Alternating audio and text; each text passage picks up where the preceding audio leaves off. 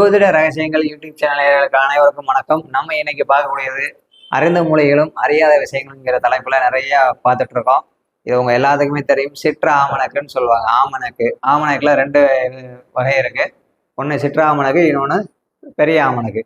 பெரிய ஆமணக்குல வந்து பார்த்தீங்கன்னா விதைகள், அந்த கொட்டை வந்து அந்த ஆமணக்கு முத்துன்னு சொல்லுவாங்க. கொட்டைங்க அதோட முத்து வந்து ரொம்ப பெருசா இருக்கும்.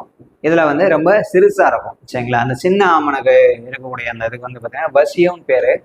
கம்பல்சரி வந்து பார்த்தீங்கன்னா நிறைய மாந்திரீக மூலிகைகள், மை முறைகள் செய்யறதுக்கு மை அரைக்கிற எல்லா பேரும் சித்த ஆமணக்கு எண்ணெய் தான் யூஸ் பண்ணுவாங்க.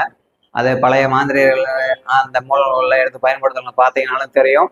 இப்போத எல்லாமே அதுதான். சரிங்களா? அப்படிதான் பயன்படுத்துறாங்க. சித்தாமணக்கு எண்ணெய் தான் பயன்படுத்துவாங்க. இந்த சிற்றாமணக்கு எண்ணெய் சரிங்களா, ஒரு விஷயத்துக்காக நீங்க ரொம்ப நாள் நடக்கல, உதாரணத்துக்கு ஒரு சொத்து விற்கல, இந்த எண்ணெயை எடுத்து நெத்தியில வச்சுட்டு வாங்க.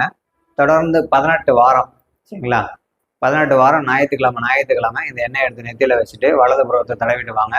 என்னுடைய சொத்து சம்பந்தமான பிரச்சனை சரியாகும்னு சொல்லி கண்டிப்பா இது சரியாகும். இது அற்புதமா வேலை செய்யும். ஒண்ணு, கணவன் மனைவி விஷயம் ஆகலை அப்படின்னு சொல்லும்போது கணவன் மனைவி விஷயத்துக்கும் இதை நீங்க பயன்படுத்தலாம்.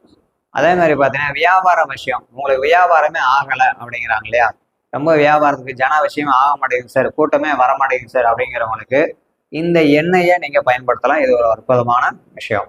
இதை தாண்டி உடம்புல வீக்கங்கள் இருக்கும். உதாரணத்துக்கு பாதத்துல ஒரு சிலருக்கு வந்து பார்த்தீங்கன்னா ஏதாவது தாண்டு உடம்பாங்க, எதையாவது தாண்டிடுவாங்க. தாண்டிட்டு ஏதாவது யாருக்காவது சேவனை அல்லது கழிப்பு அப்படின்னு சொல்லுவாங்க. கழிச்சு போட்டிருப்பாங்க. முணுமுக்கு ரோடு, அந்த முக்கூட்டு ரோடு, முச்சந்தேன்னு சொல்லுவாங்க.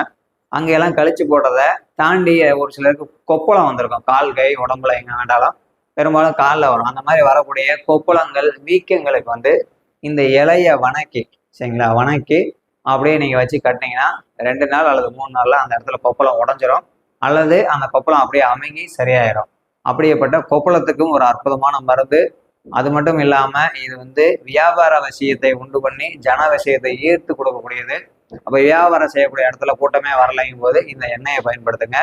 இந்த சித்தாமணக்கு எண்ணெய் மட்டும் இல்லாம வேறையும் மை போல அரைத்து சரிங்களா, நீங்க அது கூட அரகஜா, புணுகு, கோரசனை, ஜவ்வாது எல்லாம் போட்டு அரைச்சு மை போல அரைச்சு சித்தாமணக்கு எண்ணெய் விட்டு அரைச்சு நீங்க யூஸ் பண்ணி பாருங்க. நல்ல ரிசல்ட் தெரியும். இது ஒரு அற்புதமான வசிய மூலிகை.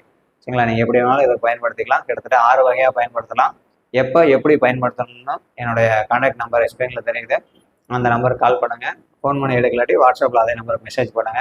இந்த மூலிகைகள் பற்றி ஒரு அற்புதமான வகுப்புகள் எடுத்துட்டு இருக்கேன். அதே மாதிரி 27 நட்சத்திரங்களுக்கும் 108 பாதத்திற்கும் மூலிகைகள் வந்து அடுத்த ஒரு பெரிய வகுப்பு ஒன்று போட போகிறோம். உங்களுக்கு விருப்பம் இருந்ததுன்னா ஸ்க்ரீன் நம்பருக்கு கால் பண்ணி உங்கள் பெயரை பதிவு பண்ணிங்க. நன்றி, வணக்கம்.